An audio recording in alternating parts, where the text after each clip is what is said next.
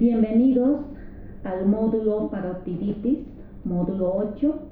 En esta oportunidad les habla Claudia Carrizales, responsable del Programa Ampliado de Inmunización del Ministerio de Salud. Tengo una experiencia de trabajar ya aquí en el PAI de más de 15 años y en esta oportunidad vamos a compartir los conocimientos con esta enfermedad que es parotiditis. Les invitamos a ponerse cómodos para ver el contenido de este módulo 8. Vamos a iniciar con el tema parotiditis y vamos viendo lo que es el antecedente de esta enfermedad. Decimos que la parotiditis es o también denominada o llamada paperas, y esta es descrita en la antigüedad, que denominamos los escrúpulas cervicales. Esta parotiditis es una enfermedad inmunoprevenible que se encuentra ampliamente distribuida en el mundo. Gracias a la vacunación o a la introducción de la vacuna SRP ya en el esquema nacional para Bolivia desde el año 2000, pues esto hizo a que reduzcan los casos de esta incidencia, de esta enfermedad en nuestro país. También podemos decir que no todos los casos de inflamación de la parótida vamos a llamar o vamos a indicar que es causado especialmente por el virus de la parotiditis. Esta enfermedad puede ser producida por este paramyxovirus, pero especialmente en la población no vacunada.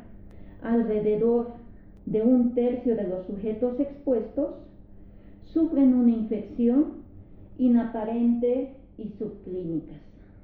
Ya cuando hablamos de qué síntomas van a presentar en este caso los pacientes con parotiditis, vamos a ver que puede tener una hinchazón facial a nivel de la región de la parótida, puede presentar fiebre, dolor de cabeza, dolores de los músculos, cansancio y también la pérdida o la falta de apetito. ¿Cómo vamos a diferenciar esta parotiditis con otras enfermedades? Nuestros diagnósticos diferenciales están la parotiditis supuractiva, la adenitis cervical y los tumores parótidos. ¿Qué complicaciones se tiene con esta enfermedad de la parotiditis? La orquitis, que generalmente puede llegar a ser unilateral, y esto afecta entre un 20 a 30%, especialmente en los hombres pospúberes, y rara vez puede llegar a producir la esterilidad. La oferitis, que en un 5% de mujeres pospúberes pues puede presentarse, y generalmente esta puede ser leve en un 4%. La meningitis sintomática, se da esta complicación en un 10% de los casos que aquellos presenten parotiditis, y también se puede detectar a través de una punción lumbar. La encefalitis, esta es una complicación muy rara que puede presentarse entre 1 a 2 casos por cada 10.000 casos de parotiditis. Puede causar parálisis, convulsiones e incluso la hidrocefalia. ¿Cuál es la letalidad que tenemos para esta enfermedad de la parotiditis? Pues es muy baja. Se estima de 1 por cada 10.000 casos de parotiditis. Y la adquisición de esta enfermedad durante las primeras 12 semanas, en el caso de mujeres en periodo de gestación, puede ocasionar los abortos espontáneos. ¿Cuál es la patogenia de esta enfermedad? ¿Qué es lo que va a causar este virus? Entonces el virus empieza primeramente por esta infección que puede ser adquirido de persona a persona. Este maxivirus hace la transferencia o la aparición de las células del aparato respiratorio. Estas células penetran en el torrente sanguíneo, Luego estas van a todos los tejidos y especialmente llegan a las glándulas parótidas. ¿Cuál es el diagnóstico para esta enfermedad?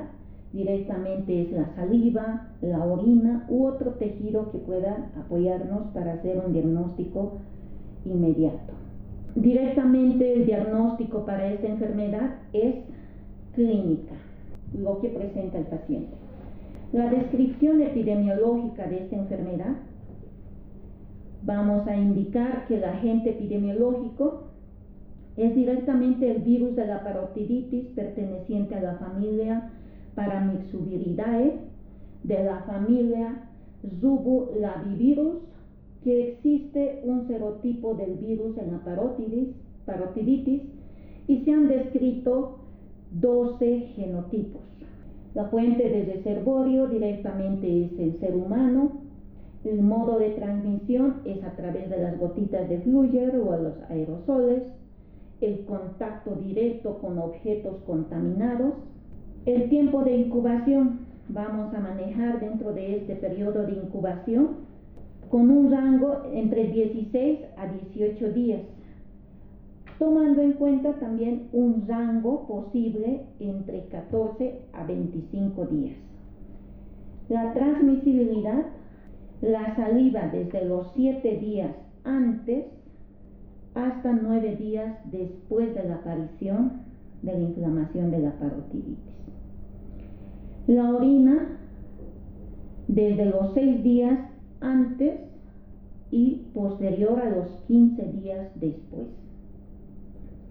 El periodo de transmisibilidad se establece desde los 2 días antes de la aparición o el inicio de esta enfermedad hasta 9 días después de la enfermedad.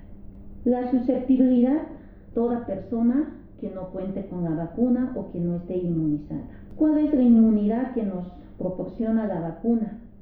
La infección natural, por ende, es tanto después de la infección clínica como una subclínica, confiere inmediatamente durante toda la vida. ¿Qué quiere decir? Si yo enfermo de parotiditis, pues por naturaleza voy a tener la protección contra esta enfermedad porque ya he enfermado. La vacuna de la SRP también nos proporciona estas defensas contra el virus atenuado contra la parotiditis. ¿Cuál es el tratamiento?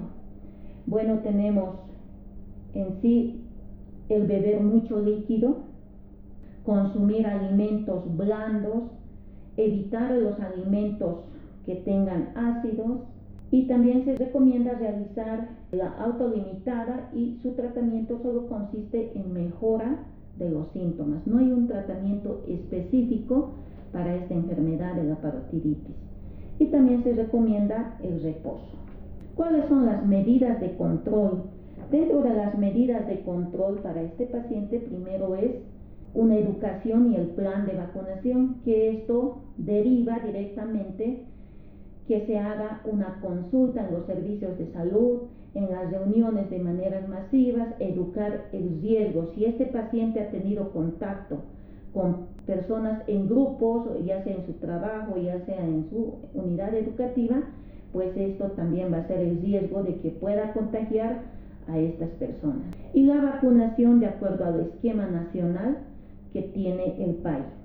Ya para el control del paciente, debemos evitar que este paciente asista a las clases mínimamente hasta los 9 días posteriores del inicio de esta enfermedad. La desinfección inmediata de los utensilios utilizados que haya tenido este paciente y por ende el lavado de manos. ¿Cuáles son las precauciones generales que vamos a tener con este paciente? El lavado de manos frecuente, antes y después de cada procedimiento, el uso de barbijos, gafas o mascarillas de protección. También tenemos que todo el personal de salud debe estar vacunado contra esta enfermedad, considerando que esta vacuna se le aplica a los niños a partir de los 1 año de edad. El control en la comunidad. ¿Qué vamos a hacer ante aquel caso confirmado de parotiditis ya en contacto con nuestra comunidad. Debemos hacer la investigación de los casos, identificar la fuente de infección, dónde ha sido este caso primario, la vacunación a todos los contactos, especialmente aquellos niños susceptibles, estén entre las edades de 12 a 23 meses. En casos de epidemia se debe vacunar a todas las personas susceptibles, y esto indica que aquellas personas que no hayan recibido sus 2 dosis durante la etapa de 12 a 23 meses. La búsqueda activa institucional y la comunitaria, priorizar las poblaciones cautivas o poblaciones concentradas. Entonces, de esa manera, nosotros vamos a hablar de la prevención haciendo la aplicación del esquema nacional de vacunación como indica la norma. La vigilancia epidemiológica, ya hablamos cuál es nuestro objetivo para hacer esta vigilancia en este grupo, ¿no? O con esta enfermedad, es detectar, investigar, controlar los casos y brotes de parotiditis. También nos permite conocer y detectar cambios en el patrón epidemiológico de la enfermedad e identificar los grupos de riesgo. Evaluar el impacto del programa de vacunación en la epidemiología, ¿no?, de la enfermedad para ayudar en la toma de decisiones que especialmente maneja el programa de vacunación frente a la parotiditis. ¿Cuáles son las etapas de la vigilancia epidemiológica? Primero, definir el caso sospechoso. Y para definir un caso siempre debemos hablar de la definición de caso sospechoso. Para nosotros, entonces, ¿cómo lo vamos a definir un caso de parotiditis? Cualquier persona que presente fiebre y tumefacción, dolor al tacto a nivel de las glándulas salivales y orquitis también puede presentar, ¿no? El caso confirmado directamente, este caso sospechoso confirma directamente por la clínica. ¿Cuál es el algoritmo de un caso de parotiditis? ¿Qué es lo que vamos a seguir? ¿Qué pasos vamos a seguir para determinar un caso sospechoso? Hablamos de un caso sospechoso con la definición de caso, como habíamos mencionado, caso en el que el personal de salud sospeche parotiditis, que haya la aparición aguda o inflamación de las glándulas parótidas, o algunas glándulas salivales ya pueden ser unilateral o bilateral, con duración de 2 o más días sin que haya una causa aparente. ¿Qué debemos hacer? Inmediatamente debemos hacer la notificación semanal, la investigación inmediata, llenado de la ficha epidemiológica, el aislamiento del paciente, la vacunación a aquellos grupos de riesgo que estén en contacto con el paciente, la identificación de fuentes de infección, el análisis de la situación e identificar los factores de riesgo.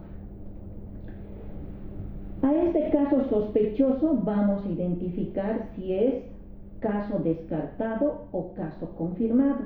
Cuando hablamos de un caso descartado, es sospechoso que no tiene nexo epidemiológico con un caso confirmado. Y cuando hablamos de un caso confirmado, ya se habla de confirmado todo caso clínicamente compatible con la definición de caso sospechoso que tiene un nexo epidemiológico con un caso confirmado de parotiditis. Muchas gracias y esperamos compartir todos nuestros conocimientos. Estamos prestos para atender todas las dificultades en el foro que viene a continuación. Hasta pronto.